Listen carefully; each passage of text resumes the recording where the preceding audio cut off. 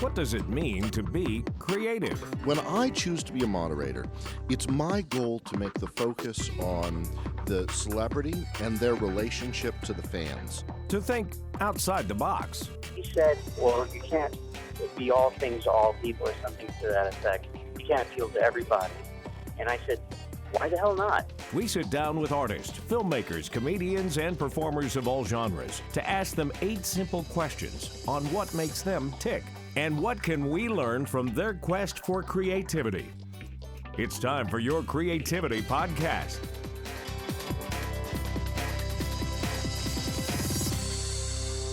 Welcome back, everybody, to the Your Cre8tivity podcast. Hey, where were we? When?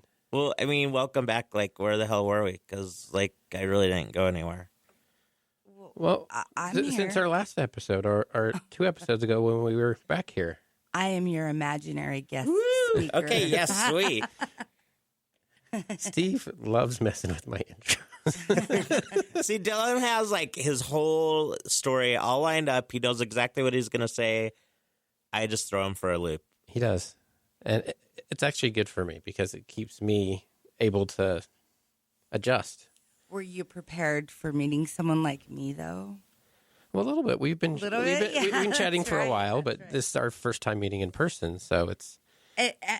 Am I everything you expected? And more. Oh, good. We don't even know who you are yet. I know. Who am I? Actually, I just wandered in from the street, and they handed out free bottled water, and I said, I'm in. That's pretty much how we roll. Yeah, pretty much. So...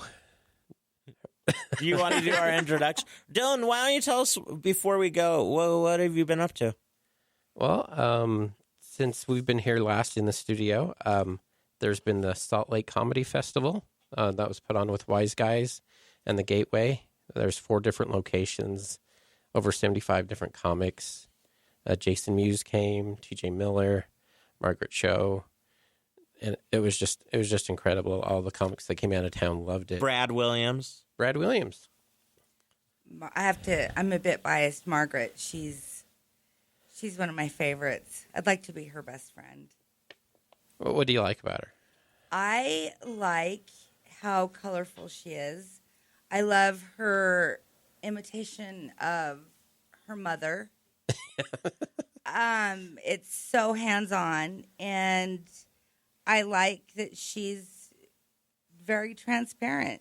She is who she is and doesn't care. That's what I like about her, too. Definitely.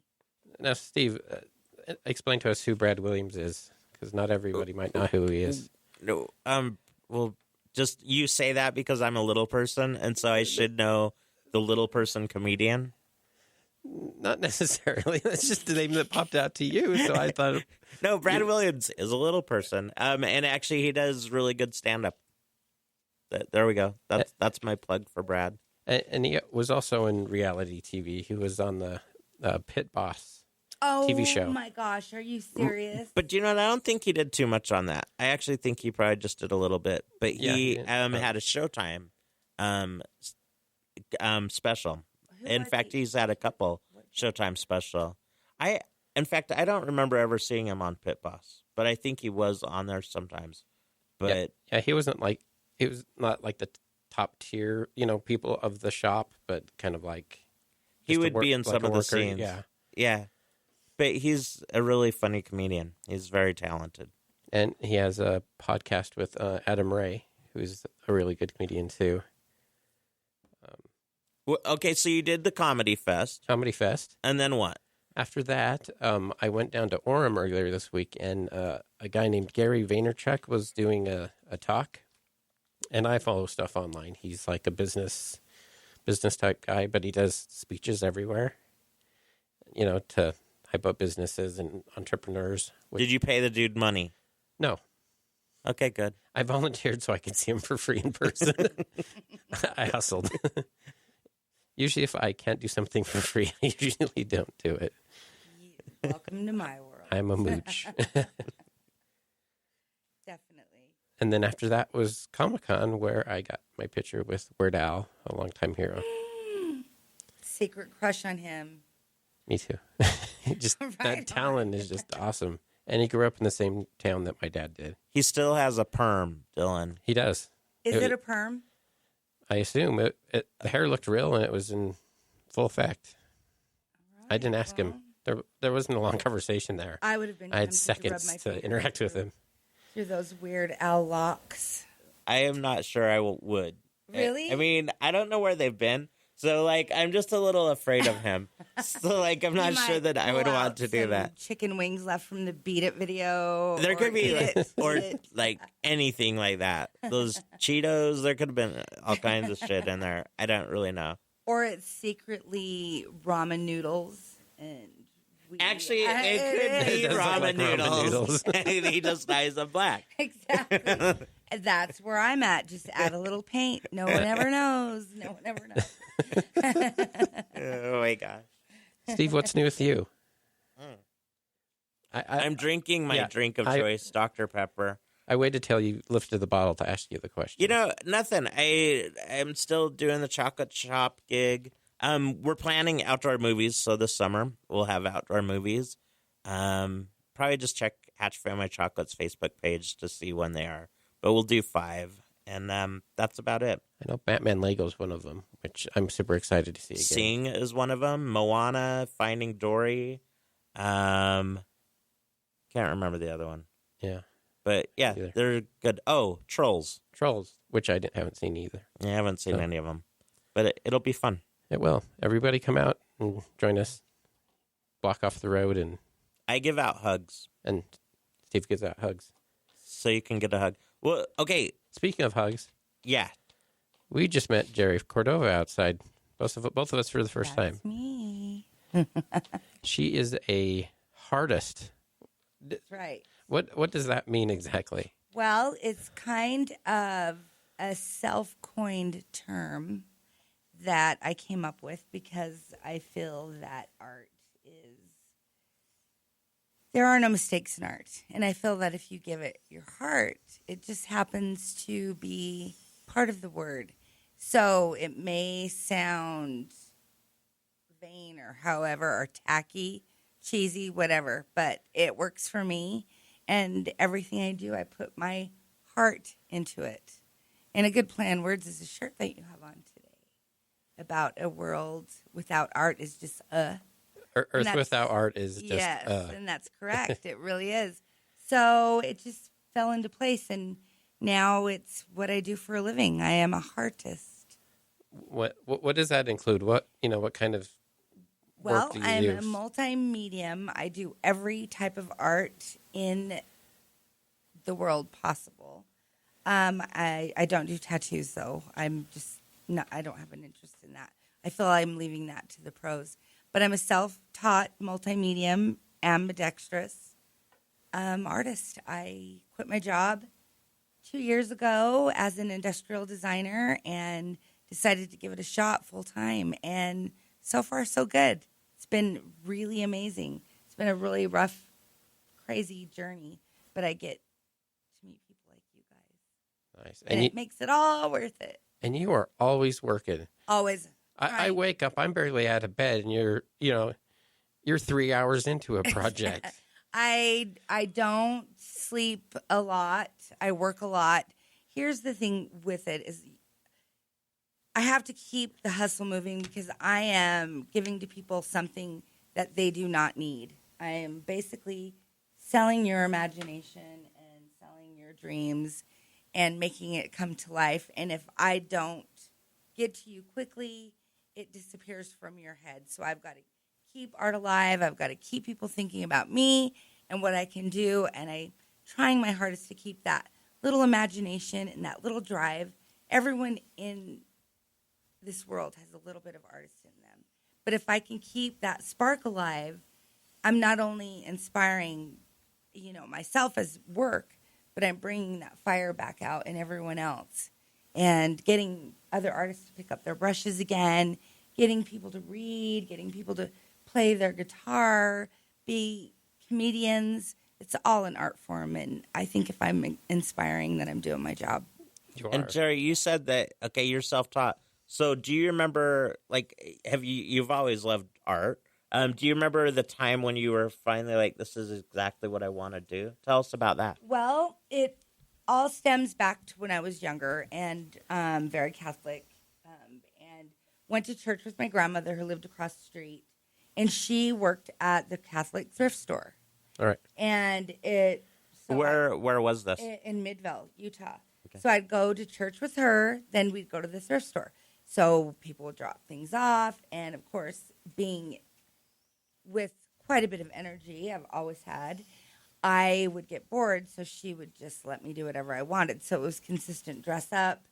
I would find old things and make them new, and it was basically put the kid in the corner with their crayons, and they put me in the dressing room. So from there, I just formed a flair of upcycling and you name it.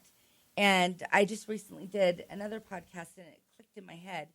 Do you remember the old, around Easter time, they'd have the coloring contests, and you'd get that printout of like an Easter bunny or some whatever, and each kid would color it, and they'd hang it in the store, and they'd win a prize. Do you guys remember that? Yeah, or yeah. am I dating myself? Some stores still do it. Yes, exactly. It's a little primitive coloring contest, and I used to steal stacks of them and color them all different ways and turn them in under my own name, and I would always win.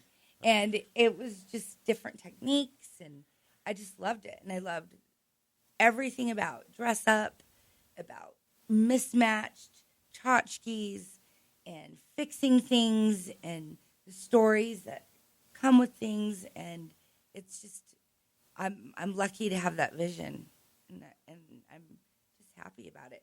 And the day that I decided to up and do it, I just thought, it was kind of around when Bob Ross passed away, and I thought, someone's got to do this, so why not just do it?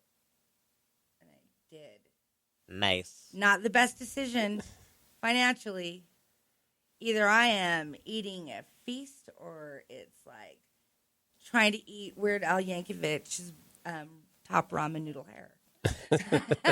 Ramen with green peas are good. Yeah, right, exactly. It could go a long way. Anything with hot sauce works. But it's very rewarding, and I'm not a quitter, and I am fighting through it, and I am going to change this world one color at a time, or die trying. There. That is awesome. Yeah. So how did you get into? Explain the industrial design part. I'm curious about that. Industrial design is computer graphics. It's basically like any engineering? type of building structure. They need something. Mostly I did those big message centers. For an example, the Real, big, huge golden soccer ball. That's one of my designs. I just did a job in Tooele recently, and I drove past Soderberg's grocery store, and I designed everything from the pylon sign to their little pharmacy. So it's just a conglomerate of everything from vehicle wraps, you name it. And it's very technical, very at a desk, very to scale, precise. And I started getting ants in my pants. And yeah, I can't imagine you just sitting still right? at a desk. I know. Now that you know me, you're like, whoa. Yeah. But not only do I not have any of my work clothes left because I've cut every suit I own and made it into something else, but it just isn't me. I have to get dirty. I have to climb ladders. I have to get out there. But I learned so much from that job, just eyeballing scale on a building to reading people, and it was a really good job for me, and I loved it, and I just needed more. I just felt like there was something in me that I needed to get out there. And the minute I quit my job, it just seemed like things have really fallen into place. It's pretty cool. It's a process, but I do want to break that starving artist stigma. Yeah. So that's where I'm at with that. Are you still starving? Well, it depends. Sometimes yes, sometimes no. But, it's weird. I think I'm like an art junkie, because the bidding for the job and hearing someone needs something and the the fight for it and the whole process, and then landing it, and then seeing their faces at the end. I don't think that it's about money anymore. It's about the catch and the release and the love, and you maintain a relationship with these people because you've crawled inside of their head and you've become this vision to them that they felt that they couldn't do. And it's different than gallery artists. Like, describe to us, so for people, first off, how can they see your work if they're not familiar with you? Where can they find it? And then explain some of your, when I looked at your stuff, you have all of these amazing murals, and they're just vibrant. They're full of color, and I love them. And so, like, maybe describe, like, how people can find your stuff, and then also talk about, like, what's your favorite? I don't have a favorite. Well, here's the thing. Someone finds me. Mostly it's been kind of word of mouth. Well, I was blessed enough that right away I got flung into the media. I started getting some attention, and I think maybe it's not just the fact that you can draw. I think it's a little bit of the whole experience. You have to have a little bit of the whole panache, so to speak. So, well, first off, people let me in their houses, and I'm with their kids. Is that good or bad? No, it's good. It's good. It's good. But if I was bad, that wouldn't happen, right?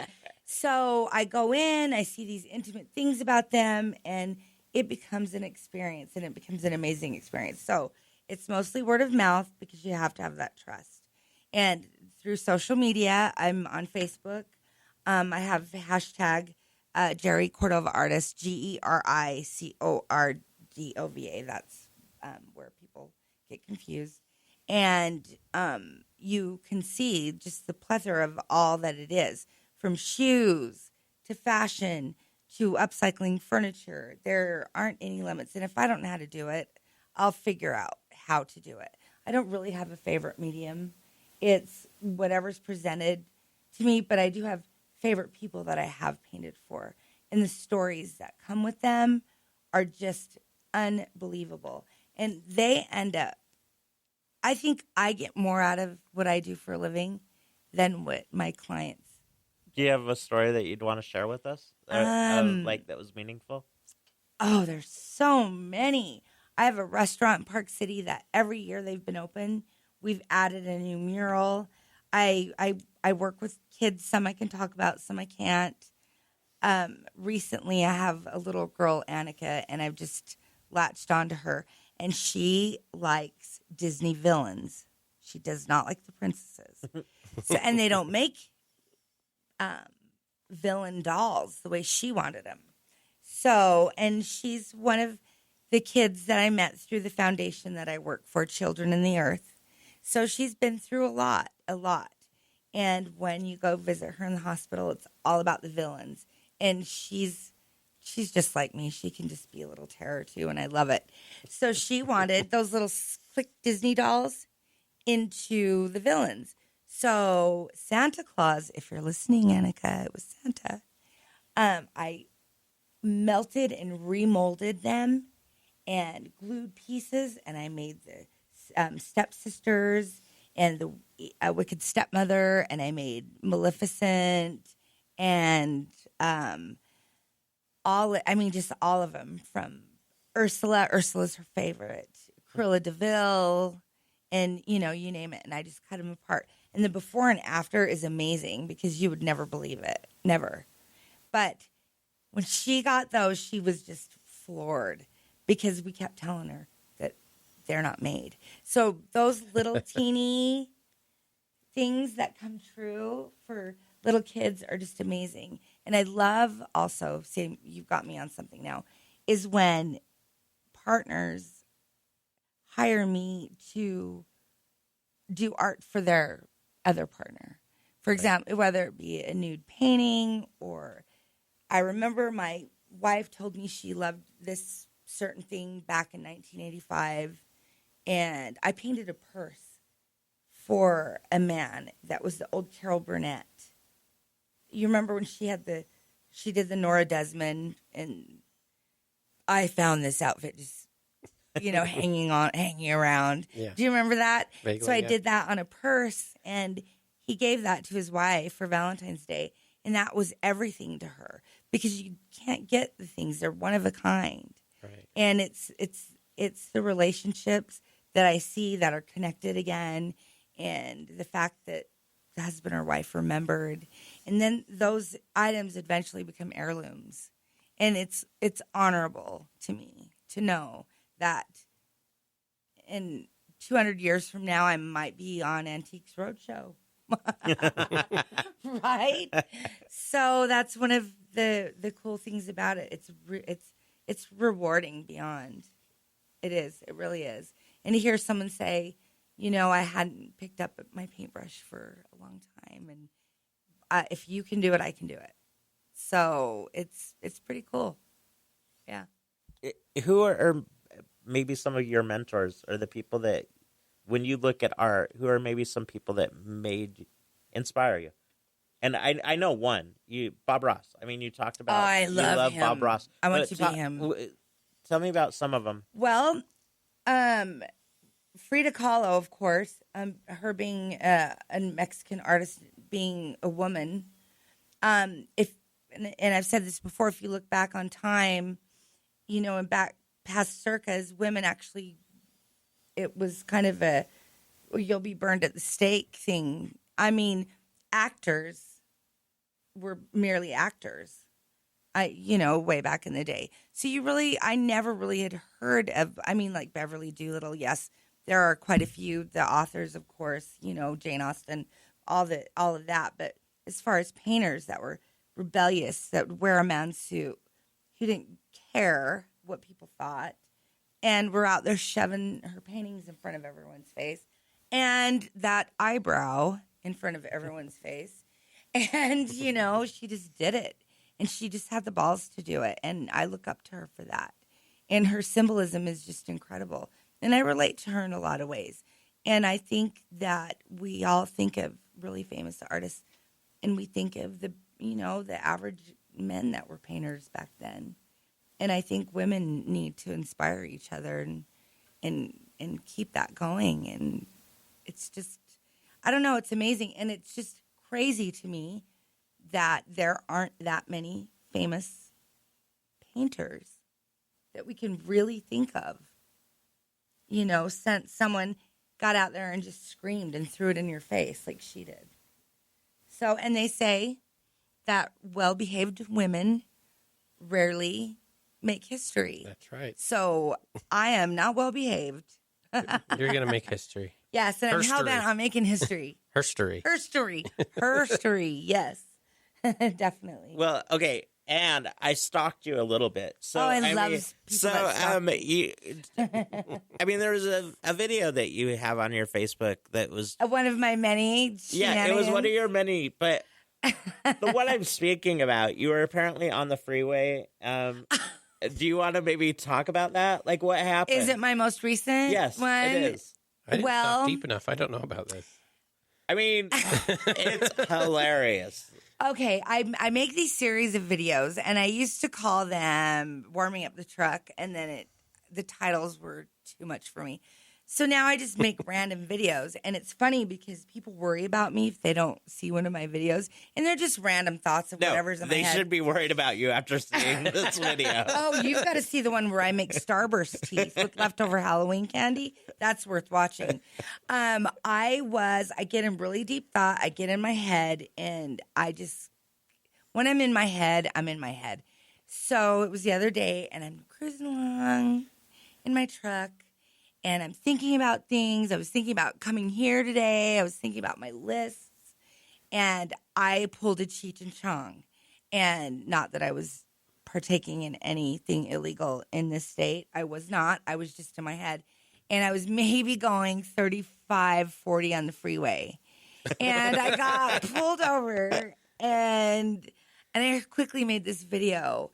And I said, hey, if you don't, because people worry about me if they don't see my videos for some reason. It's like my touch with the earth and keep me in touch. So I said, if you don't hear from me, make sure someone puts some money on my commissary so I could get some pencils or some cup of noodle. And he pulled me over and he was, Miss Cordova, do you know why I pulled you over? And I said, no. But I said, there's no speed minimum sign. So I'm actually not doing anything wrong. So just was like, pay attention, would ya? It's just as dangerous. So I drove about 45 on my way home. I'm not a very fast driver. You knocked it up a bit for him. Yeah, I always tell people I should have procreated because someone has got to drive Miss Daisy. Somebody's got it now that I'm getting older. But I had a good day after that, and I didn't get a ticket. So it worked out good. Worked out well. If you're downtown at night, make sure you turn off your lights. Turn on your lights because that was another funny post I did. Over by the Salt Palace, there's like those weird, the green bike trails. There's weird like parking stalls, and it looks like you're in the middle of the road. I left my friend's house and I pulled right behind this car. And I'm like, I remember that. You see? I'm like, come on. And in my head, for some reason, I assumed it was a woman. And I'm like, come on, lady. And I sat there for a while. And then this guy walked by and he just kind of pointed at the car. I was sitting behind a parked car waiting for it to move because it was, and so I sat there for a minute. When I'm in my head, I'm in my head. And I probably shouldn't be behind the wheel. So, yeah, these are true stories. I admit my faults. All the rumors you've heard about me are true. I think they're good stories. I thank you. Thank you. Yeah, the reason I mentioned the lights is I got pulled over once. I went to a concert at a bar, had a beer at the beginning. So by the time I left and everything, I was all cleared up. But I didn't turn on my lights. It's downtown. It's pretty bright, Yeah. But they pulled me over just before it started getting dark. And they're like, have you been drinking tonight? I'm like, I was honest with them. I had a beer a couple of hours ago. But they're like, why weren't your lights on? I'm like, I just forgot. But they made me walk the line and everything. And it was a long day. I had a long day and I was tired and I have kind of big thighs. So it was like the worst walk that they had ever seen. Oh. Okay, this is radio, but I want to see this walk. I insist. the walk. Dylan, you should do the walk. You should do the walk. You should do the walk. I'll show after. I'll even let you actually, film. it being radio, we could probably hear the swish of your lovely thighs. That's right. No, we can do it after. We don't need to hear my thighs. So I want to ask you a question. Hey, ask on. Let's talk about. What do you want to know? Let's talk about the art of being a chocolatier. Wait, I'm the chocolate eater. A chocolate eater. I'm the chocolate eater. My partner and our staff are the chocolatiers. I'm the chocolate eater. Well, you know what? You have to eat it. You have to make sure it's amazing. I think the reason I love your work and the reason I love what you do is probably similar to why I love what I do. And I think I love making chocolates or working with chocolates because we're providing something that makes people happy. And we're going after something that's, something kind of abstract, putting it together into something presentable that we can give to them. On mine, they just devour our artwork. How do you feel about someone eating your hard work? That's what we make it for. And so, honestly, sometimes it's a pain in the ass to make it. Yeah. It's hard work. It's monotonous. It's routine. You can seem to it can feel like work. But when you see people enjoying it and talking about it, that's what it's all for. Exactly. And so I think it's similar where people are taking your artwork and they're experiencing it and viewing it, and that's what you're giving to them. I think it's a similar feeling. Do you feel that your connection with your clientele is the connection that's needed to consider it as art? Sure. And I actually think I try not to dictate what is art to them. And so, I want them to dictate what is art to them. And so, for our chocolates, I don't want to tell them what my favorites are because I'd rather they tell me. And because for each favorite chocolates, there's a story behind it for them. Ooh, I so love there's that. a memory for a flavor, or there's a memory for. I remember the first mint truffle I had. I was with my grandma. My grandma actually made this. I like the stories, and that becomes the art. Also, is just the experience and their story of it. So that's what we try to. We are in the same field. That's exactly what it is. It's the story. I really hope that your work isn't an Antiques Roadshow, though. But considering it being perishable, this petrified chocolate here was made, and it was so horrible that nobody wanted it. So it sat here for years. I think it's incredible because that's exactly kind of the line of where I'm at as well. And it's the story.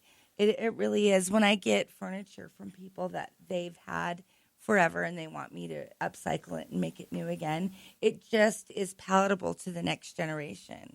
And it's all hand in hand. And I've said this many times, and I teach, I go in as a guest speaker in a lot of classrooms, and I let the kids know that art isn't restricted. It's in everything you do.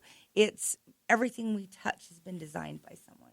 From the texture of your toilet paper right down to your shoes, and just the walls we're surrounded in is designed. And there are no mistakes or limits in it. And my big saying is, if life gives you a blemish, just put a little paint on it and call it a beauty mark. And that is religiously, I live by that. And I like that because I actually think that people try to cover up their blemishes. And their blemishes are actually what make them beautiful. Who they are, and exactly. They're the particulars. Exactly, agreed. Now, not to say that I haven't had a big blemish, and I have put black on it and called it a beauty mark. That I have done. And so, but yes, it is true. Our flaws make us unique. Our flaws make us different. They give us this personality and just a quirk that is unforgettable. And I think that makes being unforgettable and how you treat people, I think, is also an amazing gift. And I think that's also an art form. Define really your success. What's success to you? Success to me. Are you going to know it when you get there? Or what is success? As far as defining success, I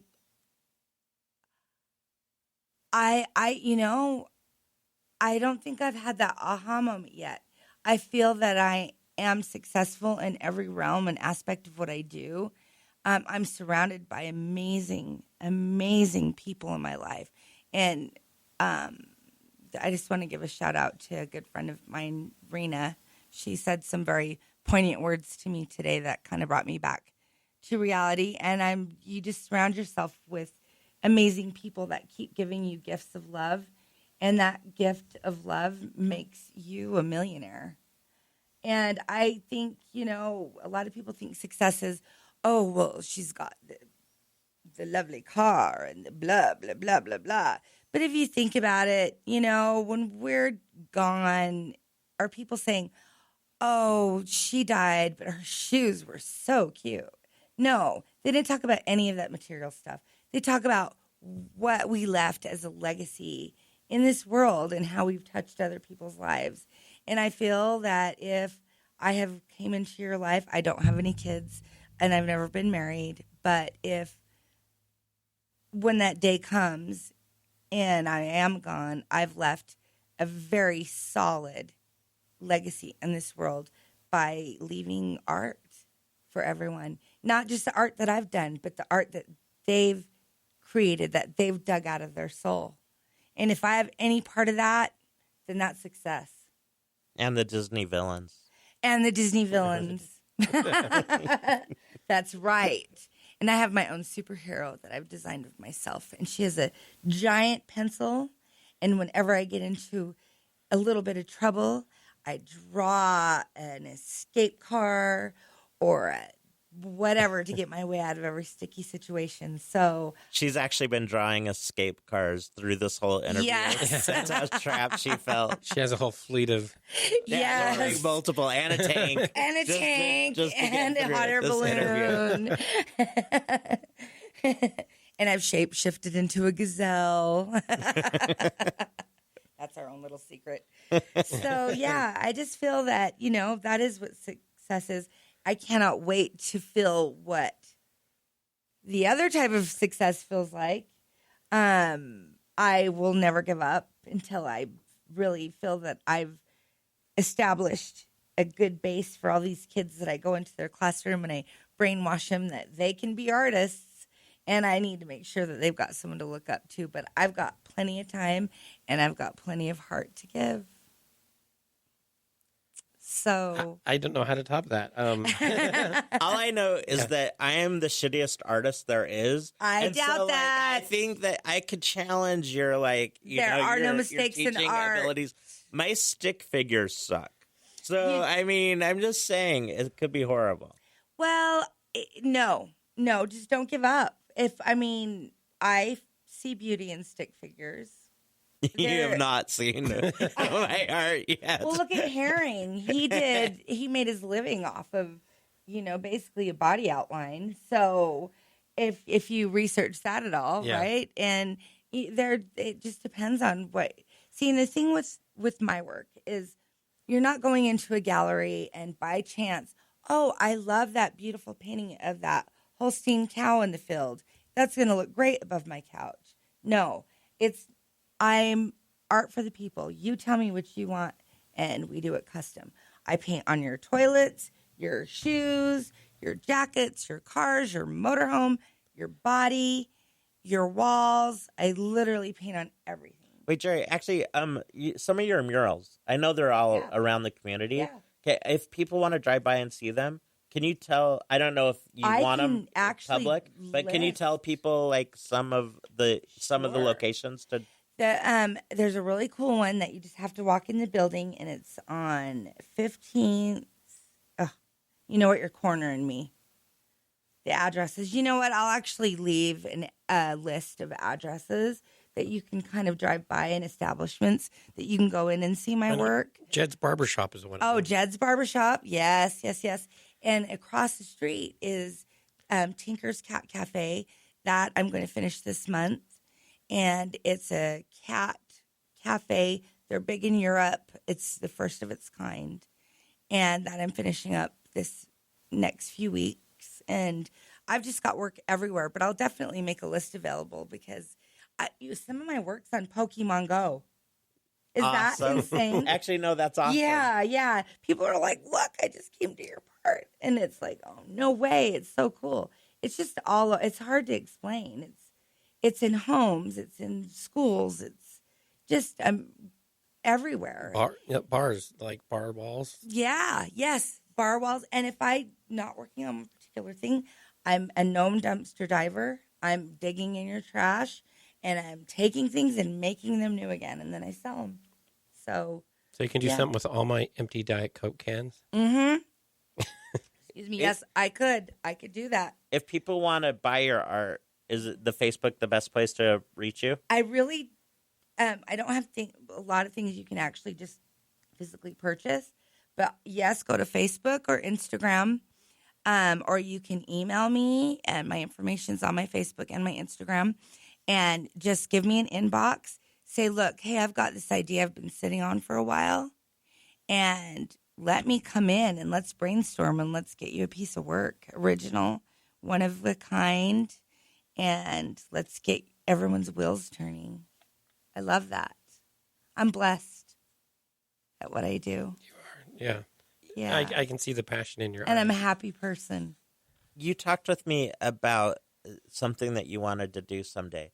And you talked about Bob Ross, and you actually made a statement that there isn't any more Bob Rosses currently. No. And now, what was significant about him to you for children or for people? Well, in general, he was a legend. Everyone remembers him. And the reason they remember him was due to his positivity. He didn't really have a structure plan, which none of us do in life. He just went in there and went for it. He took his mind to whatever place he wanted to be at. If he wanted to be on a sunny day, he was there. If he wanted to be on a snowy day, he was there. And he would get himself out of that snowy atmosphere by drawing his own little cabin. and his happy little trees. And my ending goal is essentially to be him. No one's replaced him. I couldn't ever replace him, but to be that much of an example for kids, calming and watch. Now, my trees would be electric. I'm not very calming, but I'd probably be entertaining.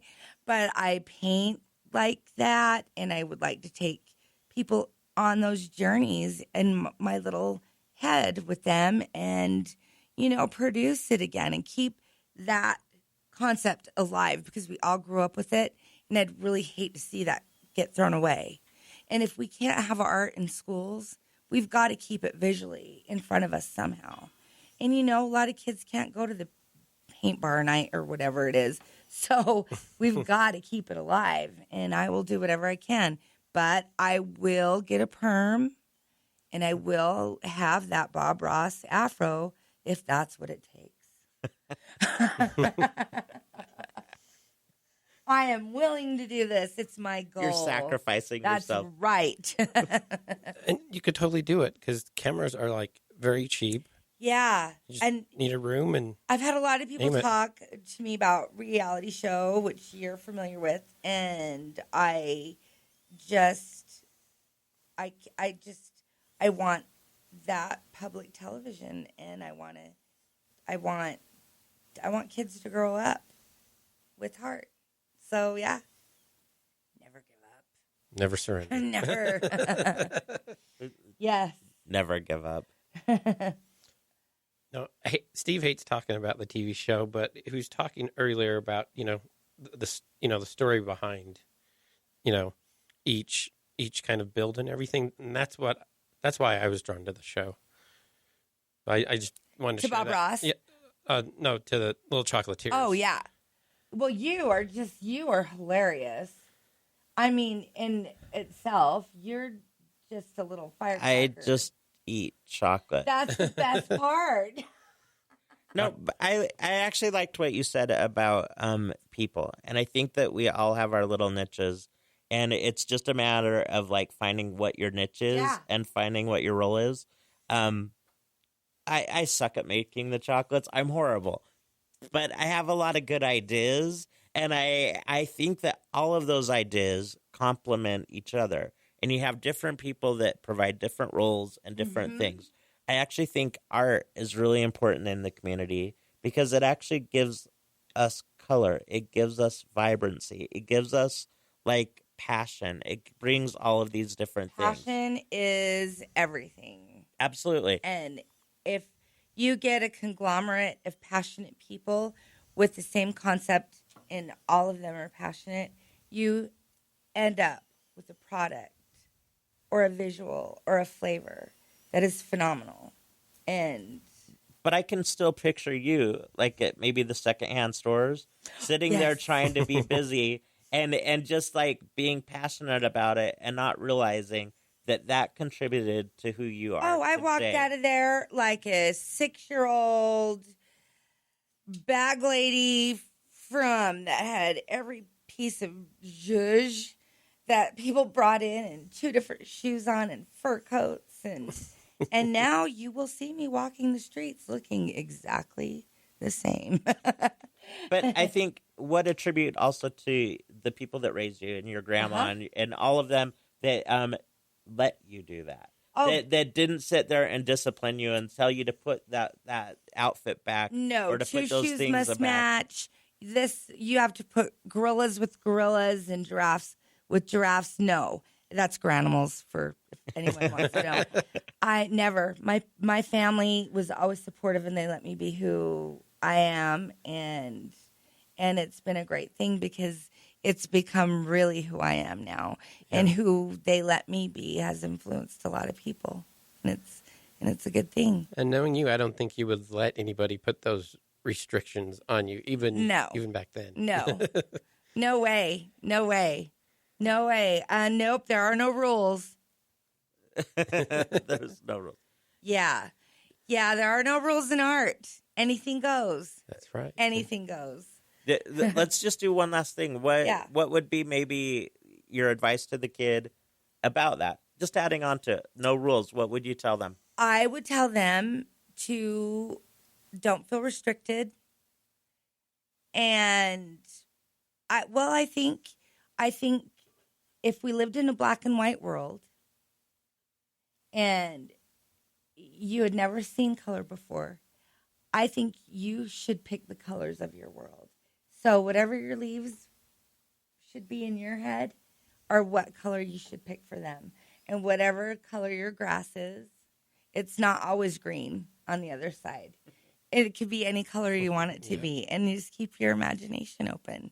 And always keep art in everything, from when you get dressed, the way you cook, the way everything you do, because there's art in all of it. And if you stay creative, then your life will always be colorful and it'll always be incredible. And you find a connection with people, and it's just a simple thing. And we just have to grasp that. And once you have art, you've got passion, and you've got so many gifts that come with it. And it's so simple. And your shirt's right. Without art without the earth would be Yes.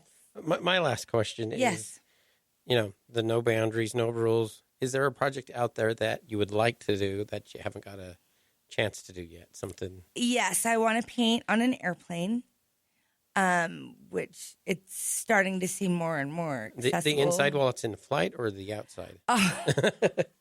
Well, it'd be fun while it's flying, but it would probably be a little hard to keep steady. Yeah, exactly. Just give I am open. I mean, I'm open to anything. And honestly, I think I've done most of it. But if you ask me that question again tomorrow, I would probably come You'll up have with 6 something. new answers. Yeah, I'd probably, exactly. And that's the great thing about it is that you can just keep going and going and going. And I daily find new things to paint. So, but I do want to paint an airplane. Maybe a rocket ship that goes to Mars. There we go. Maybe I want to paint on Mars. I have Elon Musk's number. I'll give it to you. Yay! I don't really.